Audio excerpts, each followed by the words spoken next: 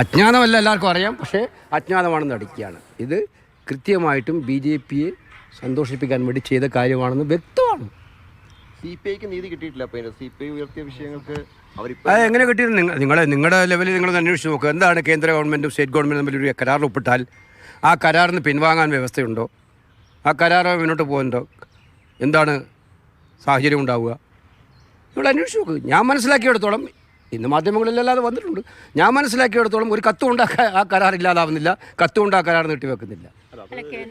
CPI ലിസ്റ്റുകളൊന്നും സ്കൂളുകളുടെ കൊടുക്കാതെ അവരൊരു സ്വച്ഛന്ത മൃത്യുവിലേക്ക് കടത്തിവിടാനാണ് നോക്കിക്കൊണ്ടിരിക്കുന്നതെന്നാണ് CPI പറയുന്നത്. ആശ്വസിക്കട്ടെ CPI, നമുക്കിപ്പോൾ അത്രയല്ലേ പറയാൻ പറ്റുള്ളൂ. ആശ്വസിക്കട്ടെ CPI. പക്ഷെ അവിടെ അല്ലല്ലോ ചോദ്യം. നിങ്ങളുടെ നയത്തിനെതിരായിട്ട് ഒപ്പിടാനുള്ള ഒരു പൊളിറ്റിക്കൽ തീരുമാനം എങ്ങനെ വന്നു? ക്യാബിനറ്റിൽ CPI മന്ത്രിമാർ ഈ വിഷയം ഉന്നയിക്കുമ്പോൾ ഒപ്പിട്ട് കഴിഞ്ഞിട്ടുണ്ടല്ലോ. അപ്പോൾ മന്ത്രിസഭയിൽ വിശ്വാസമില്ലാത്തൊരു കാര്യം ചെയ്യാൻ എന്ത് പ്രേരണയാണ് ഉണ്ടായത്? അതല്ലേ ചോദ്യം. ആ ചോദ്യത്തിന് ഉത്തരം കിട്ടിയിട്ടുണ്ടോ ഇപ്പം? ഇല്ല.